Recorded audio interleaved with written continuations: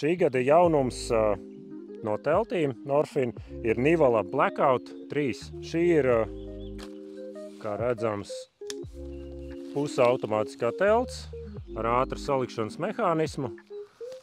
Papildus jumtiņš, jo augšpusē ir ventilācijas sieti. Uzkabina jumtiņu, stiprina aiz pirmā locījuma vietas, lai viņš ir nostiepts un darbotos. Notiek ūdens uz leju.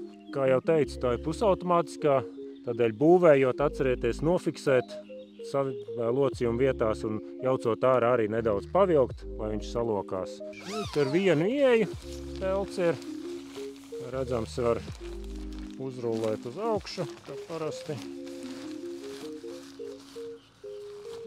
Izaķēt.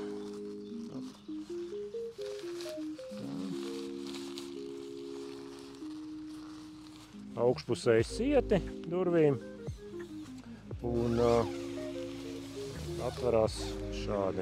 Un tā lielākā priekšrocība šai teltī, kas ir nosaukumā Blackout, tas, kad iekšpus ir pārklāta ar melnu materiālu, un tas nozīmē, ka saulainā laikā vai gaišās naktīs var labāk gulēt, nav tik gaišs, vajag tad ņemt vērā, ka, protams, nedaudz vairāk uzsils tā telts, bet tiešām, piemēram, arī festivālos. Aizbrauc uz festivālu, guļ pa dienu, pa nakti tusē, un tad ir ļoti laba feature kā Blackout pārklājums.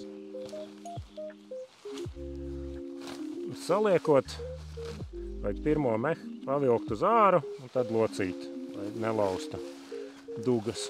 Visas dugas ņem un pavelk un saloka. Salokās. Uzmet uz vienu pusi. Sarulē. Gatavs.